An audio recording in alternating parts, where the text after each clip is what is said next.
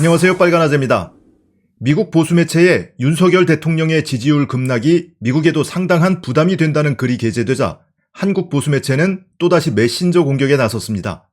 조선일보는 미국 매체에 해당 글을 기고한 교수가 오마이뉴스 시민기자라며 폄하했습니다.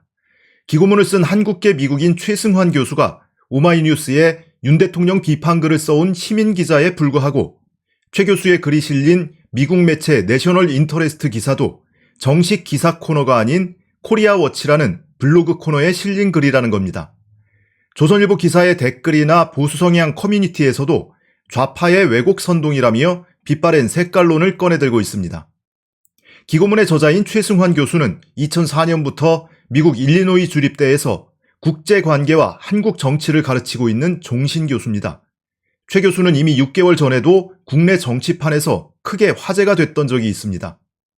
대선 후보 토론이 한창이던 지난 2월 이재명 후보와 윤석열 후보의 토론에 최 교수가 소환됩니다. 더 힐이라고 하는 그 군사 잡지에서 한반도의 전쟁 발발 가능성이 높아지고 있다. 그 중에 4가지 중에 한 원인이 윤석열 후보다. 이렇게 한 거 혹시 보셨습니까? 외국에서 그렇게 걱정하고 있어요. 그 저자는 국제정치학계에서 거의 인정받지 못하고 엉뚱한 얘기하는 분으로 유명한 분인데 네. 이런 대선 토론에서 그런 분의 글을 인용한다는 것이 참 어이가 없습니다. 네.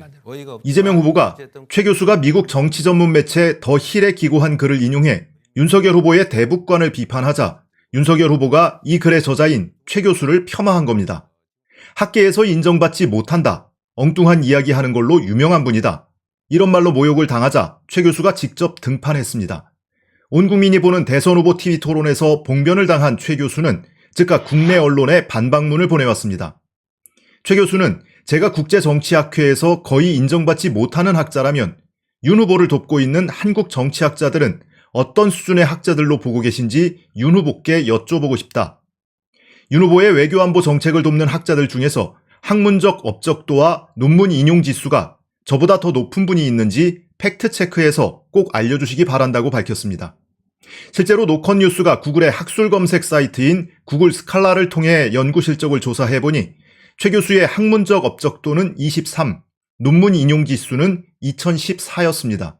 이 수치는 미국의 대표적인 한반도 안보 전문가 중 한 명인 브루킹스 연구소 앤드류 여 교수의 학문적 업적도 10, 논문 인용 지수 460보다도 월등히 높은 수준입니다. 노컷뉴스는 최 교수의 요청대로 윤 후보 캠프에 참여하고 있는 외교안보 전문가의 실적도 함께 조사했습니다.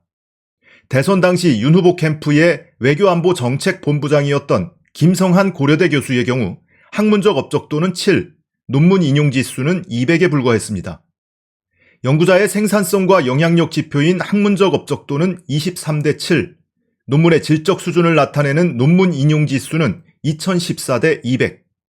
그나마 김 교수를 제외하고 윤 후보의 외교안보 공약 발표에 참석했던 외교안보 전문가 6명의 이름은 구글 스칼라에서 찾을 수 없었다고 합니다. 윤석열 대통령의 말대로 최 교수가 학계에서 인정을 받지 못하는 학자라면 자기 주변의 외교안보 전문가는 뭐라 불러야 하는지 궁금합니다. 아무튼 윤 대통령에게 봉변을 당했던 한국계 미국인 학자가 보란듯이 윤석열에게 한 방을 먹인 셈이 됐습니다. 조선일보가 최 교수를 폄하하며 근거로 든 것이 하나 더 있는데요. 이 내셔널 인터레스트 코리아워치의 주요 저자 중에도 최 교수는 포함되어 있지 않다는 겁니다.